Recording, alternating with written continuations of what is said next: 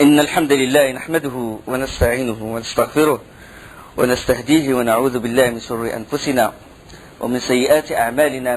من يهده الله فلا مضل له ومن يضلل فلا هادي له، وأشهد أن لا إله إلا الله وحده لا شريك له، وأشهد أن محمدا عبده ورسوله. أما بعد، فإن خير الكلام كلام الله، وخير الهدي هدي محمد صلى الله عليه وسلم، وشر الأمور محدثاتها، وكل محدثة بدعة، وكل بدعة ضلالة. Toute la bataille, il a duré quelques instants. Il n'a pas duré longtemps, presque 2 heures. Il n'a pas duré des jours, il n'a pas duré. Et là, il y avait un homme qui s'appelle Khabbab ibn al-Ashan. Lui, il participait, lui, il est neutre. Il participait pas à la bataille.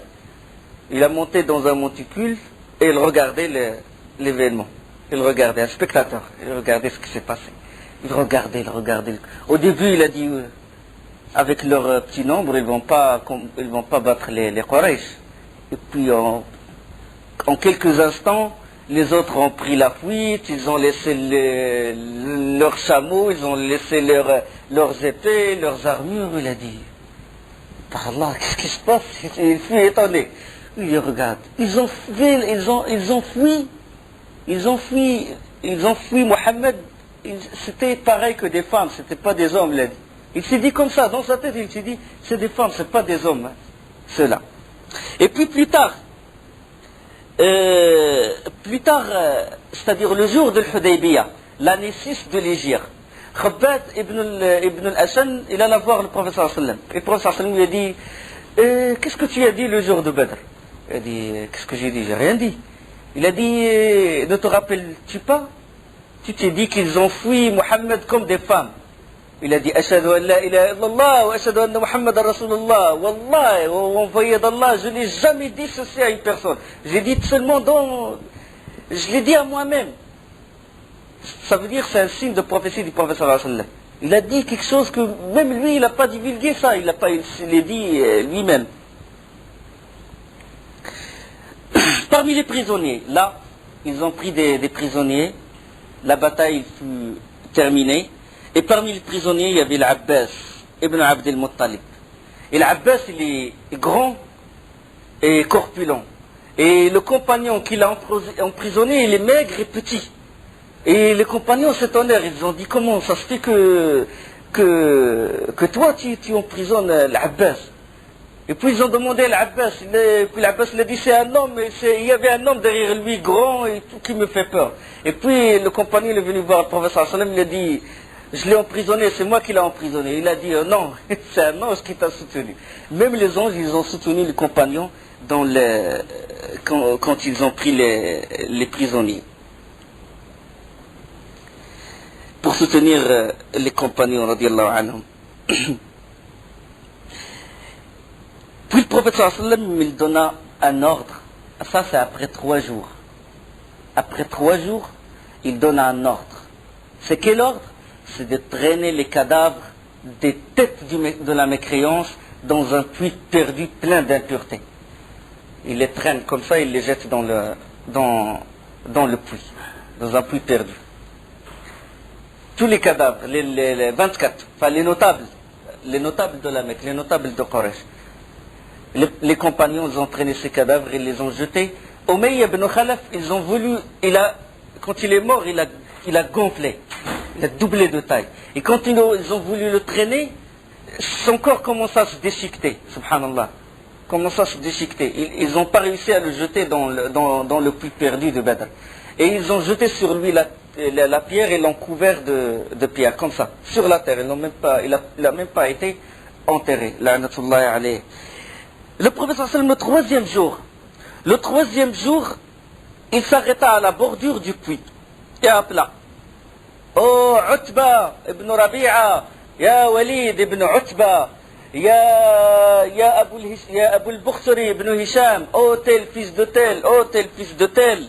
Il commença à les appeler, alors qu'ils sont morts. Il a dit, êtes-vous content d'avoir désobéi à Allah et à son prophète? Nous avons bien trouvé ce que nous avait promis notre Seigneur. Véritable. Nous avons bien trouvé ce que nous avait promis notre Seigneur véritable. Et vous, avez-vous trouvé ce dont votre Seigneur vous avait menacé véritable? Et Omar s'est étonné. Comment le prophète sallam il est en train d'appeler des cadavres? Il a dit, oh, envoyé d'Allah, t'adresses-tu à des corps sans âme? Et le prophète sallam répondit, il a dit, par celui qui détient mon âme, vous n'entendez pas mieux que ce que je leur dis. Mais ils ne peuvent pas répondre. Qatada, l'un des tabi'in, il a rapporté le hadith, il a dit, Allah les a ressuscités et leur a fait entendre ces paroles pour qu'ils reçoivent blâme, humiliation, sanction, soupir sur eux-mêmes et regret. Allah subhanahu wa ta'ala qui les a fait revivre jusqu'à ce qu'ils entendent ce qu'a dit le prophète sallallahu alayhi wa sallam, la menace du prophète sallallahu alayhi wa sallam. Il a dit, êtes-vous content? Êtes-vous content d'avoir désobéi à Allah et à son prophète? C'est Allah subhanahu wa ta'ala qui les a ressuscités jusqu'à entendre le prophète sallallahu alayhi wa sallam. Parce que les morts à l'origine, ils n'entendent pas. Les morts à l'origine, ils n'entendent pas. C'était un cas particulier. À l'origine, le mort, il n'entend pas l'appel du vivant. D'accord? Sauf dans des cas particuliers. Quand on enterre la personne et avant que les anges ne viennent, il entend les pas, le bruit que font ceux qui se détournent de lui après l'avoir enterré. Donc ça, c'est un cas particulier. Et ce cas-là, c'est un cas particulier. D'accord? Sinon, à l'origine, ils n'entendent pas. D'accord? C'est pour ça que Omar ibn Khattab, il a dit, comment tu t'adresses à des corps sans âme? Parce que les compagnons qui sont des savants, et surtout Omar ibn Khattab, ils savaient que la règle, c'est que le mort, il n'entend pas. Mais le prophète sallallahu alayhi wa sallam, il a corrigé ceci, il a dit, maintenant, parce que dans une autre version, il a dit, ils sont en train de m'écouter maintenant. Donc c'était un intervalle de temps bien précis. En dehors de cet intervalle de temps, le mort n'entend pas. Je dis ça et j'insiste. Aïcha radiallahu anha, quand on lui a rapporté ce hadith, il a dit, les morts ils n'entendent pas, et il a sorti comme preuve, tu ne peux faire entendre aux morts. وَمَا أَنْتَ بِمُسْمِعِ الْمَوْتَى وَمَا أَنْتَ بِمُسْمِعِ مَنْ فِي الْقُبُورِ. Il y a le verset dans Surat Fatir et dans Surat Al-Rum. Il y a des versets sur ça, que les morts n'entendent pas. J'insiste là-dessus, pourquoi? Pour barrer la voie des calomniateurs et de ceux qui propagent les ambiguïtés, parce qu'ils sortent cette preuve de Mawta Khalid Badr, les morts du puits de Badr, ils disent voilà, c'est une preuve que les morts ils entendent le vivant. D'accord? Et ils débattent là-dessus. Pourquoi? Parce qu'il veut te pousser après, il veut te pousser vers où? Il veut te pousser vers Shirk. Il va te dire, bon, tu peux appeler Cheikh Al-Fulani, tu peux appeler le Wali dans sa tombe, tu t'essuies contre sa tombe et tu l'appelles, puisque les morts du puits de Badr, ils entendent les vivants. Mais ça, c'est un cas particulier. D'accord? ذلكم الله ربكم له الملك والذين تدعون من دونه ما يملكون من قطمير إن تدعوهم لا يسمعوا دعاءكم ولو سمعوا ما استجابوا لكم ويوم القيامة يكفرون بشرككم ولا ينبئك مثل خبير. C'est Allah votre Seigneur, à lui appartient la royauté. Ceux que vous invoquez en dehors de lui ne possèdent même pas une pellicule de noyau de date. Si vous les invoquez, ils n'entendent même pas votre appel. L'entendraient-ils qu'ils ne pourraient l'exaucer? Au jour de la résurrection, ils renieront d'avoir été vos associés. Nul t'en avertira comme celui qui est le plus savant. C'est clair et net.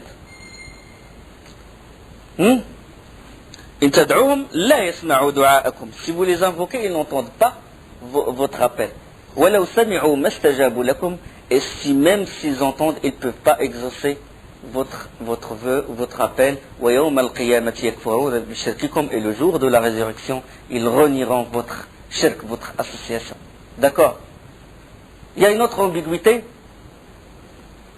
C'est qu'ils disent, par exemple, quand on rentre dans un cimetière et qu'on dit salam alaykum, normalement les hôtes de la tombe, ils écoutent. Parce que quand on dit salam alaykum, normalement il doit y avoir quelqu'un qui nous répond. On ne peut pas dire salam alaykum à quelqu'un qui ne répond pas. Non, mais ça c'est une ambiguïté. Parce que le prophète sallallahu alayhi wa sallam, durant son vivant, pendant qu'il était vivant, quand il était l'imam et les compagnons derrière lui, quand il faisait tashahhud, il disait quoi? Assalamu alayka ayyuhan nabi wa rahmatullahi wa barakatuh. Salut sur toi, envoyé d'Allah. Mais ça veut dire qu'il écoute, qu'il entend ce qu'ils disent. Il n'entend pas ce qu'ils disent. En dehors de la mosquée, dans une autre mosquée, ceux qui sont en Abyssinie, quand ils disent dans Tashahhud, Assalamu alayka ayyuhan nabi, salut sur toi, envoyé d'Allah. Il entend. Il n'entend pas ce qu'ils disent. S'il n'entend pas ce qu'ils disent durant son vivant, il n'entend pas dans l'au-delà. D'accord? Quand on fait salat sur le prophète sallallahu alayhi wa sallam, c'est les anges qui lui transmettent. لا تتخذوا قبري عيدا ولا تتخذوا بيوتكم مقابر وصلوا علي فإن صلاتكم تبلغني حيثما كنتم. Ne prenez pas vos tombes comme lieu de ne prenez pas ma tombe comme lieu de retraite et ne prenez pas vos maisons comme des tombes et faites salat, invoquez la prière d'Allah sur moi parce que votre invocation elle m'est transmise. C'est pas elle me parvient directement, elle m'est transmise par qui? Par les anges. Malaika. D'accord? Parce qu'à mort, tu dis, il entend l'appel du vivant, le vivant qui est à côté de la tombe, il l'appelle, celui qui est loin, il l'appelle, donc en même temps, il peut discerner entre les... Ça veut dire là, si ce mort-là, il atteint le degré où il entend les appels des vivants, ça veut dire que tu lui donnes l'attribut d'Allah. Parce que seul Allah subhanahu wa ta'ala qui entend en même temps la parole de tous ces créatures. D'accord? Tu l'as égalé avec Allah subhanahu wa ta'ala, tu tombes dans l'association. Donc c'est une ambiguïté, qui est propagée par certaines ahl bid'ah.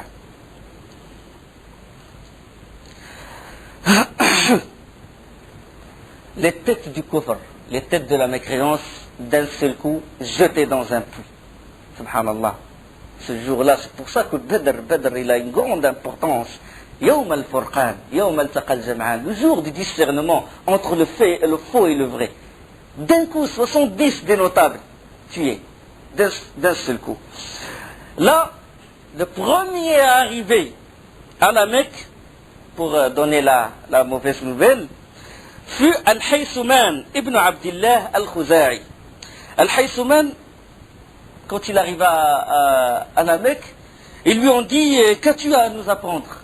Et lui, du moment qu'il est rentré à la Mecque, il s'écria « Qutila Abu al-Bakhtari ibn Hisham a été tué, Utba a été tué, Al-Walid a été tué, Abu al-Bakhtari ibn Hisham a été tué, Umayya ibn Khalaf a été tué. » Puis il ne croyait pas à ce qu'il disait. C'est pas possible, il a perdu la raison.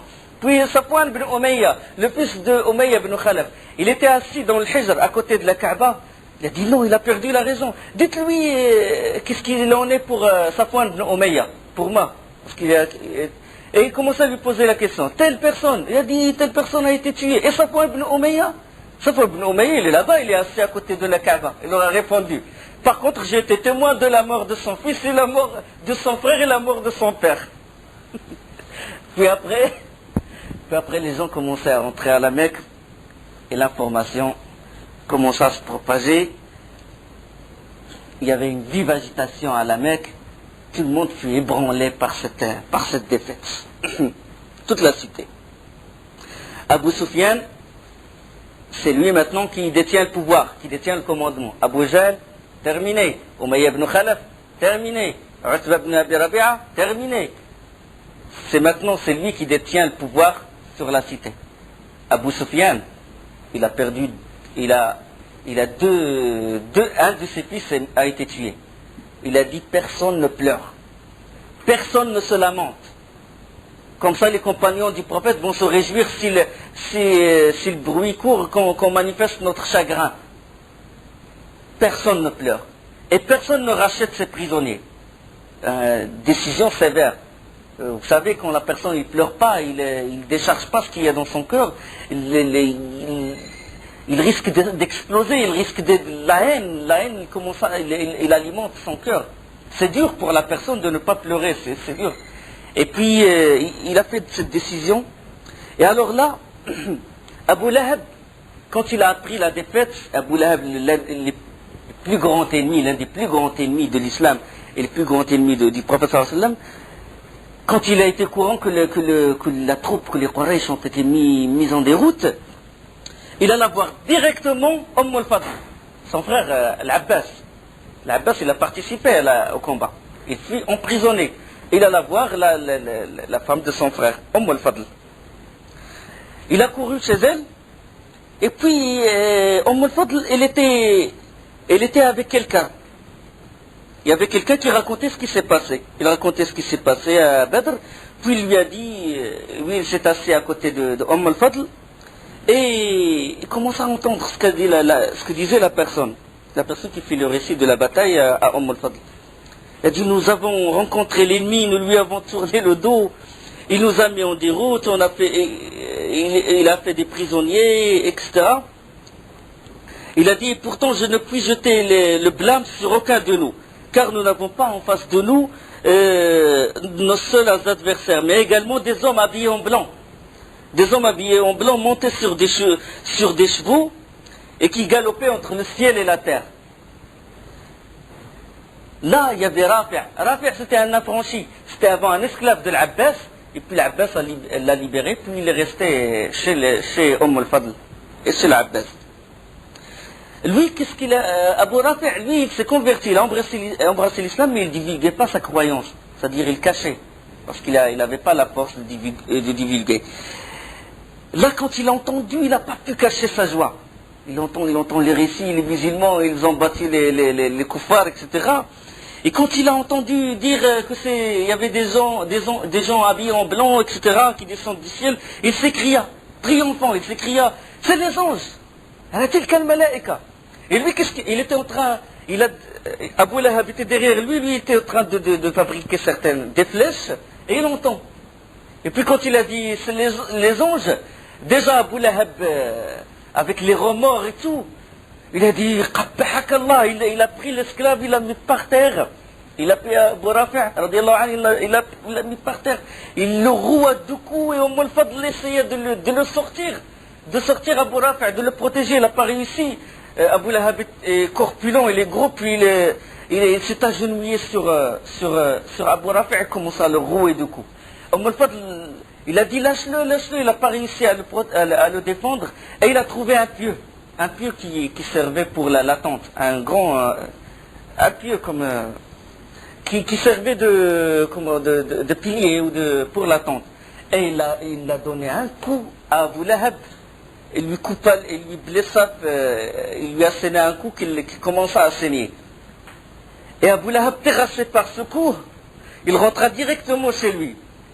Al-Fadl, quand il l'a frappé, il a dit c'est parce que son maître n'est pas là, parce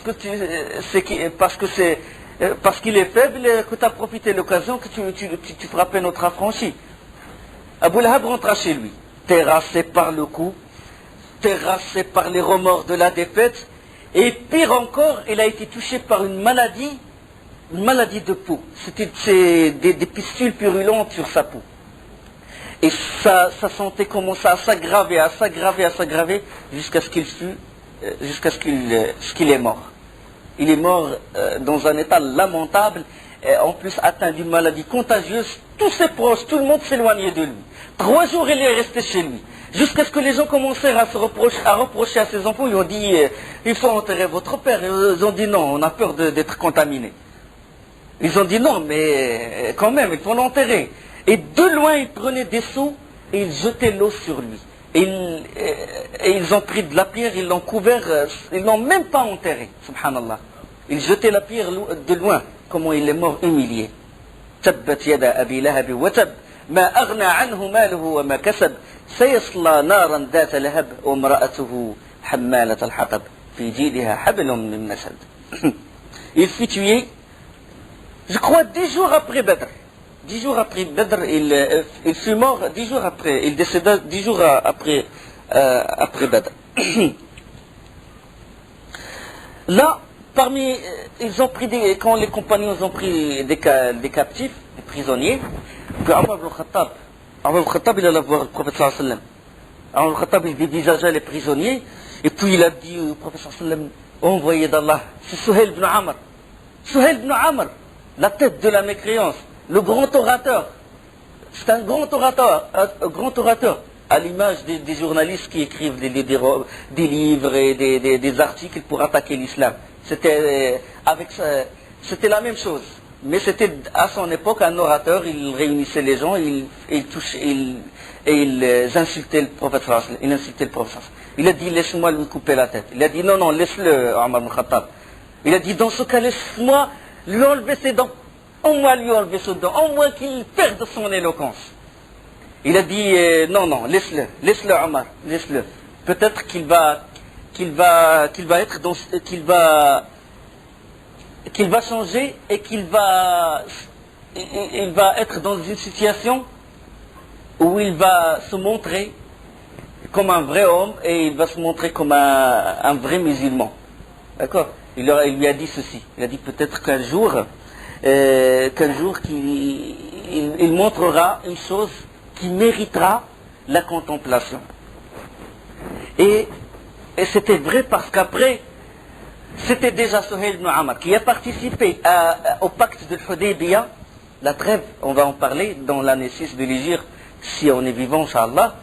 Et c'est lui qui a participé quand les Arabes ont apostasié leur religion à l'époque du khalifa Abu Bakr radiallahu anhu. Après la mort du prophète sallallahu alayhi wa sallam, il y avait des Arabes qui ont apostasié, Hurub al-Ridda. Et lui, c'est lui qui a raffermi la Mecque, la cité. Il y avait des Arabes de la Mecque qui ont voulu apostasier leur religion. Et c'est lui qui s'est tenu devant eux comme un vrai homme. Il a dit non, retournez à Allah, retournez au prophète sallallahu alayhi wa sallam, ne changez pas votre religion.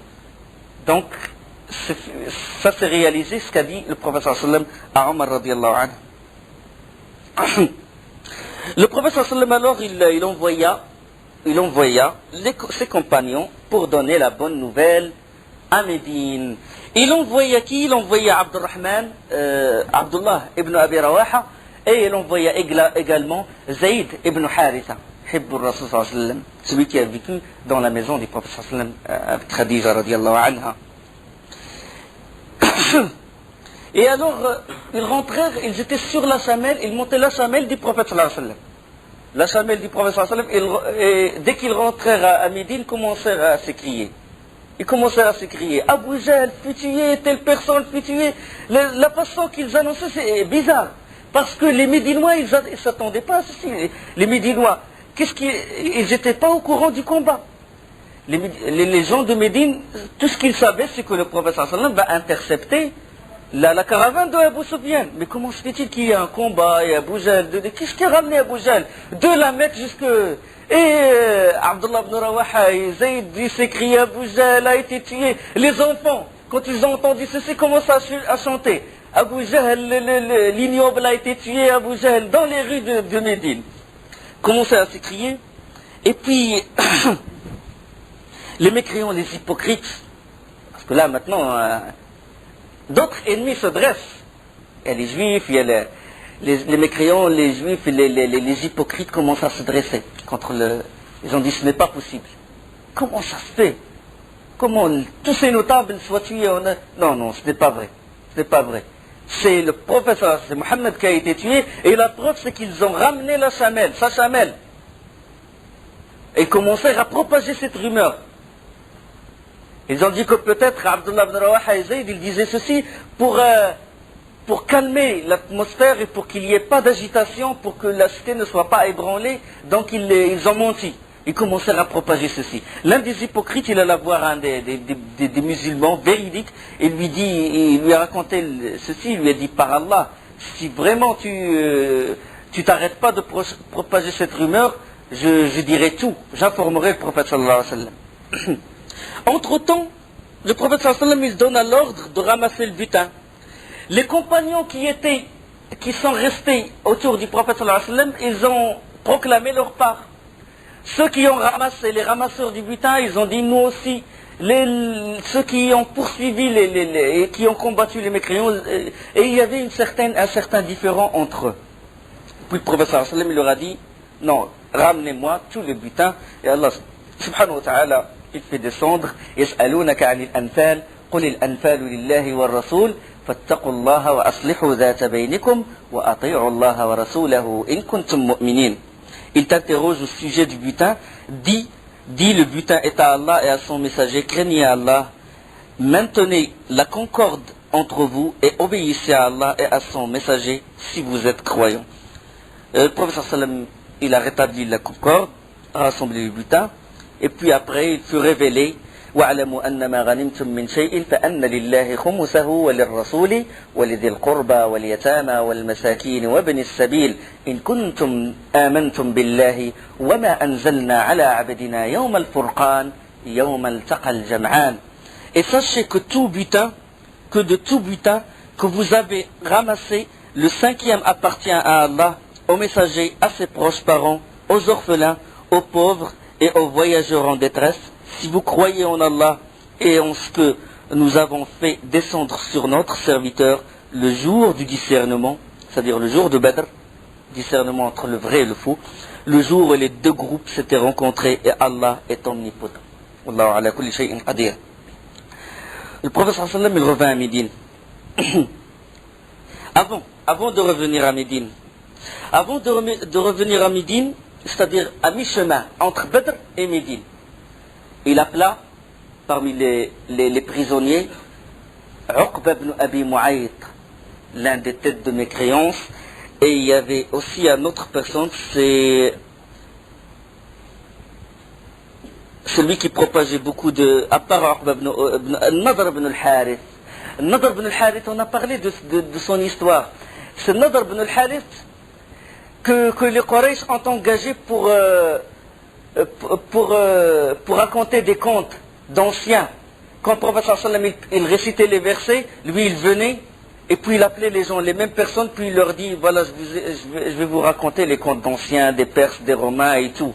Et puis après il dit par quoi Mohammed est meilleur orateur que moi? Lui il récite des contes d'anciens que les gens écrivent pour lui, moi aussi je fais pareil. C'est pour faire douter les gens. C'était il veut jeter l'ambiguïté, c'est une guerre médiatique si vous voulez, à l'image des guerres des journaux à notre époque. Donc c'était lui qui poussait les gens à s'éloigner du prophète sallallahu alayhi wa sallam, pour ne pas écouter, les empêcher d'écouter le prophète sallallahu alayhi wa sallam. Et c'est lui que Ibn Abbas il rapporte qu'à cette reprise dans le Coran, chaque fois qu'Allah il dit إِذَا تُتْلَى عَلَيْهِ آيَاتُنَا قَالَ أَسَاطِيرُ الْأَوَّلِينَ, si on lui récite nos versets, il dit des contes d'anciens. Ça c'est répété 7 fois dans le Coran, et chaque fois que c'est révélé dans le Coran, c'est une réponse à Nadr ibn al-Harith. Bien sûr le texte est général, il est général, mais la cause c'était Nadr ibn al-Harith. Il a dit, celui-là, regardez ce qu'il a fait. Et puis, Asim ibn Thabit, radiyallahu anhu, il se leva et le décapita devant le prophète sallallahu alayhi wa sallam. Une autre personne, c'est Uqba ibn Abi Mu'ayt. Uqba ibn Abi Mu'ayt, le prophète sallallahu alayhi wa sallam leur a dit, cette personne, regardez ce qu'il a fait, il a mis des tripes de chamel sur ma tête alors que je me prosternais, il a mis son pied sur mon cou, il a écrasé mon visage par terre. Cette personne, ce qu'il a fait. Lève-toi, Ali. Ali se leva et on coupa la tête à Uqba ibn Abi Mu'ayt. À deux prisonniers épargnés. Puis il y avait 70 qu'il ramena à Médine.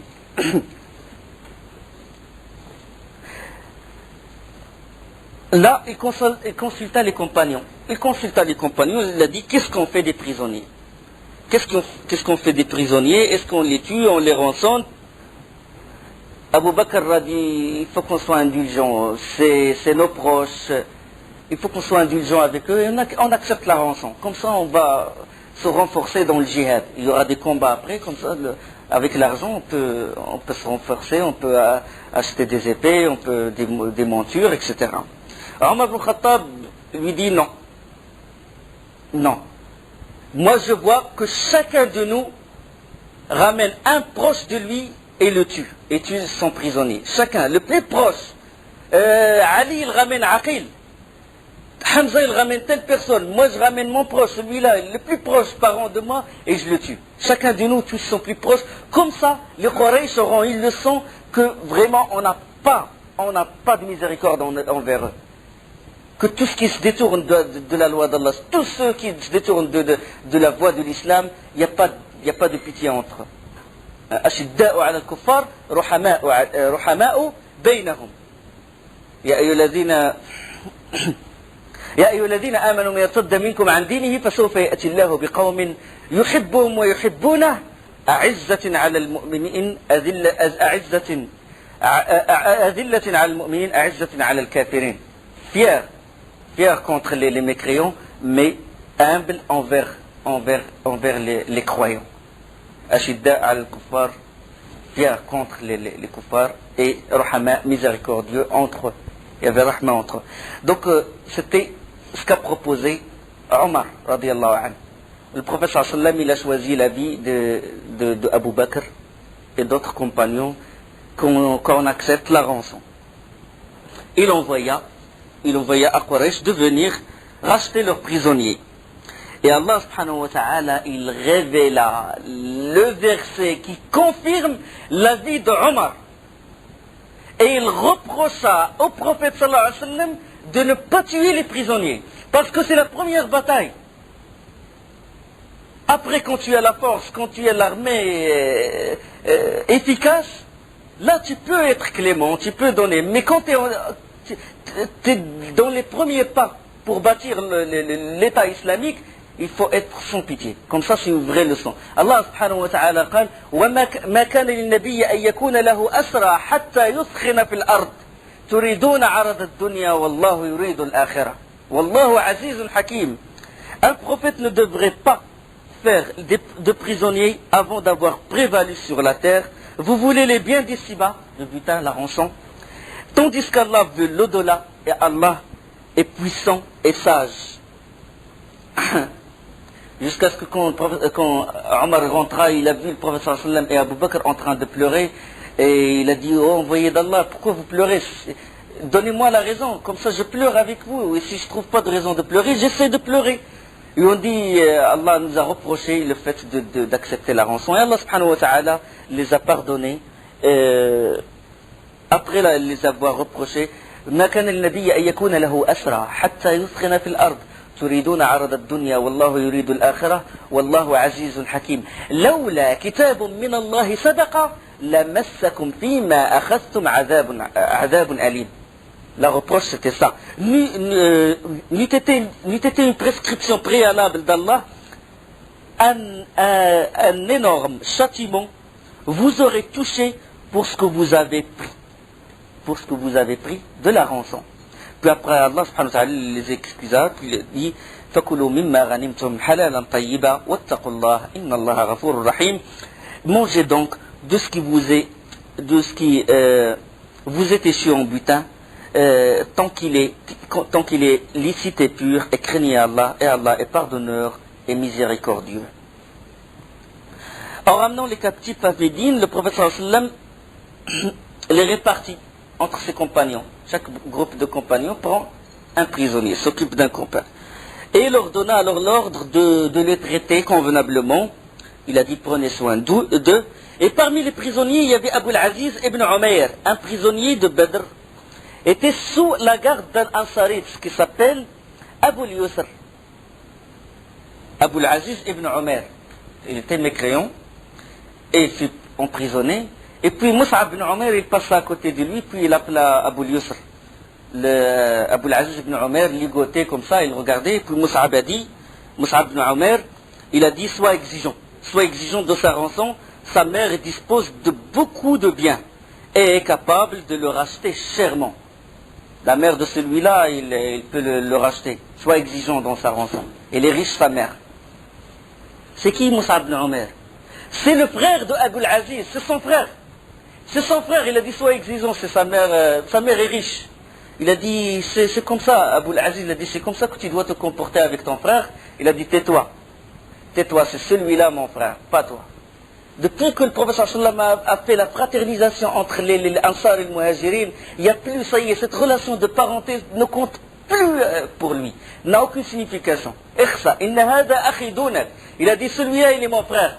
Celui-là il est mon frère en dehors de toi. Mais plus tard, je crois, dans des versions, Abu al-Aziz, il a embrassé l'islam.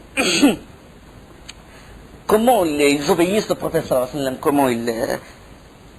Et les Quraysh, beaucoup d'entre eux, ils n'ont pas pu résister, parce que Abu Sufyan, il a dit, pas de rançon.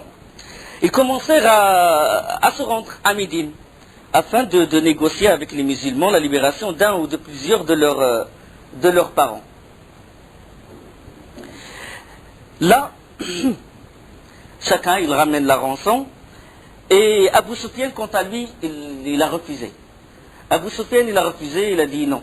Il a dit moi je ne paie pas. Il a dit je perds, devrais-je souffrir la double perte de mon fils et de mon argent, parce que deux de ses fils ont participé à Badr. L'un d'eux a été tué et l'autre a été emprisonné. Il a dit non, je perds pas, je perds mon fils et je perds mon argent. Non, qu'il le garde. C'est Abu Sufyan qui a... Mais Abu Sufyan il a profité d'une occasion. Il a attendu qu'un musulman, un vieillard, il s'appelle Saad bin Nu'man, et ce Saad bin Nu'man il s'est rendu plus tard à la Mecque pour faire le pèlerinage ou l'Umrah, soit le petit pèlerinage, soit le grand pèlerinage. Et pendant qu'il était à côté de Kaaba, Abu Sufyan se jeta sur lui et l'a pris comme prisonnier. Là, les Qurayshis, ils ont dit, lâche-le. Si les Arabes entendent dire que les Mécois emprisonnent les pèlerins, personne ne va venir. Il a dit non, je ne le lâche pas, sauf s'il me donne mon fils. Je veux qu'il me rende mon fils, s'ils me rendent mon fils, je leur rends Saad ibn Nu'man. Et le prophète sallallahu alayhi wa sallam, il donna son consentement pour que l'échange ait lieu. Avant, j'ai oublié de parler d'Abu Jahl, parce qu'Abu Jahl, déjà, Abu Jahl, quand il a été touché par les deux fils de Afra, il n'est pas mort. Il est resté, mais il est resté encore vivant. Et puis le prophète sallallahu alayhi wa sallam, il a dit, cherchez si Abu Jahl est encore, est-ce qu'il a pris la fuite, est-ce qu'il a... Cherchez-le. Ibn Mas'ud est allé le chercher. Il est allé le chercher et il l'a trouvé. Il trouva Abu Jahl entre la vie et la mort. Il trouva Abu Jahl entre la vie et la mort et il s'approcha de lui. Il s'approcha de lui, puis Abu Jahl a dit, à qui le tour? À qui le tour? À qui appartient ce tour? À qui appartient cette victoire maintenant? Il veut dire que si on est vaincu cette fois, la prochaine fois, c'est nous qui vaincrons. Et puis Abdullah ibn Mas'ud, il a dit, le tour appartient à Allah et à son prophète. Même regarde, dans l'état, entre la vie et la mort, il insiste, il proteste, il a dit là, d'ailleurs, il n'y a pas de mal. Il n'y a pas de plus grand honneur qu'un homme soit tué par sa propre tribu. Il parle de lui. Il dit, je n'ai pas été tué par mes ennemis, j'ai été tué par mes proches parents. Regarde, la fierté, entre la vie et la mort, il dit ça. Et puis, Ibn Mas'ud s'approcha de lui, il metta son pied sur son cou. Il a dit, puis Abu Jahl le regarda, puis il a dit, c'est pas toi notre petit berger, notre berger? Il a dit oui. Il a dit, ah, t'as grimpé très haut, hein? Tu as grimpé très haut, petit berger de moutons. Comme ça, dans cet état, il dit ça. Parce que le fait qu'il a mis son pied, il a dit, tu as grimpé très haut et tu as atteint un rang assez périlleux, tu as atteint un sommet périlleux, si vous voulez. Et Ibn Mas'ud le prena par la tête, lui coupa sa tête. Il ramena la tête au prophète sallallahu alayhi wa sallam. Il le jeta comme ça. Il le jeta devant le prophète sallallahu alayhi wa sallam. Il dit, qu'est-ce que c'est que ça? Qu'est-ce que tu me ramènes? Il a dit, c'est Abu Jahl. Et le prophète sallallahu alayhi wa sallam, il a dit, Allahu alladhi la ilaha illahu. قال والله الذي لا إله إلا هو Abu Jahl, c'est lui. Et le prophète sallallahu alayhi wa sallam s'est réjoui, puis il s'approcha de lui, il a dit هذا فرعون وهذه الأمة. Celui-là, c'est le pharaon de cette communauté. Pharaon.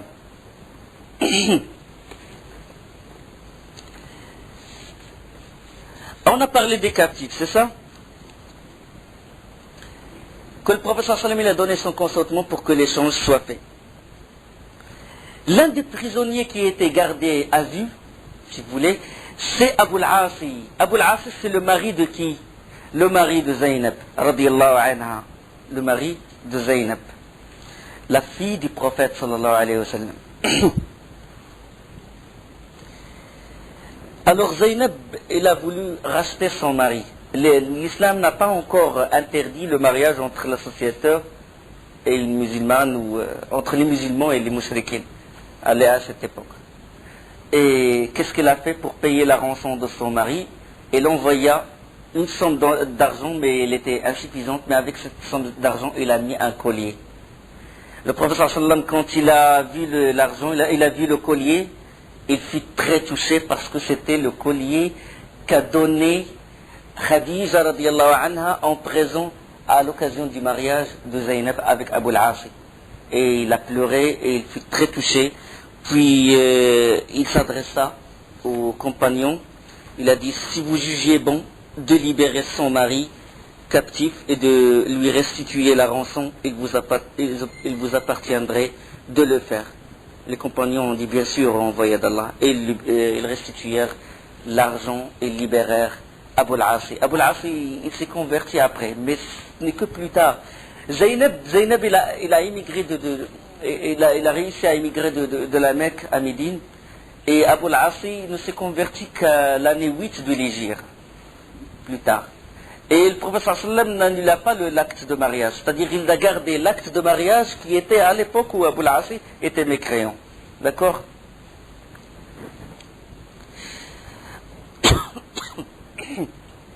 Il a embrassé l'islam et il a dit pour qu'il...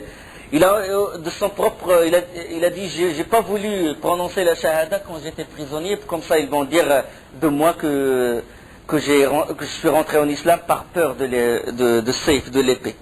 Certains captifs, ils n'avaient personne pour les racheter. Et le prophète sallam leur suggéra qu'ils pourraient se racheter s'ils enseignaient aux fils des Ansar l'écriture. L'importance de l'écriture, l'importance de l'ilm, l'importance de la science. D'accord? L'importance de la science. Parmi ceux qui n'ont trouvé personne pour les racheter, Sayfi ibn Abi Rifa'a, il a dit au prophète sallam qu'il a laissé l'argent à la Mecque et s'est engagé qu'une fois retourné chez lui, il donnerait la rançon, il paierait la rançon au prophète sallallahu alayhi wa sallam. Mais il aura une histoire, on va en parler plus tard. Également Abu Azza, Amr ibn Abdillah, lui il était pauvre, il était nécessiteux, il avait beaucoup de filles. Il avait beaucoup de filles et puis le prophète sallallahu alayhi wa sallam le libéra sans condition. Il le libéra et puis Abu Azz, Amr ibn Abdillah, il s'est engagé, il a dit, je ne vais plus te combattre. Si tu me libères, je ne vais plus te combattre. Mais plus tard, il a combattu le prophète sallallahu alayhi wa sallam et il s'est fait prisonnier et a dit au prophète sallallahu alayhi wa sallam, la prochaine fois, je ne referai plus la même chose. Il a dit, la yuldarul mu'minu fil juhri marratayn. Le croyant ne se fait pas piquer dans le trou 2 fois. Et il le condamna, il l'exécuta.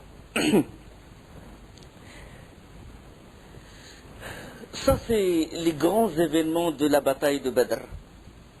Les anges, on sait qu'ils ont participé à cette bataille et qu'ils ils ont raffermi les compagnons. Al-Bukhari, rahmallah, il rapporte que Jibril alayhi salam, il vint dire au prophète sallallahu alayhi wa sallam, hadith Rifa'a ibn Rafi' al-Zurqi, radiyallahu anhu, Jibril il a dit, comment appréciez-vous les combattants de Badr parmi vous? Quel rang ont les combattants de Badr? Et le prophète sallallahu alayhi wa sallam, il a répondu, il a dit, parmi les meilleurs des musulmans. Et Jibril, il a dit, il en est ainsi de ceux qui ont participé à Badr parmi les anges. Parmi les meilleurs des anges, les meilleurs anges ont participé à Badr.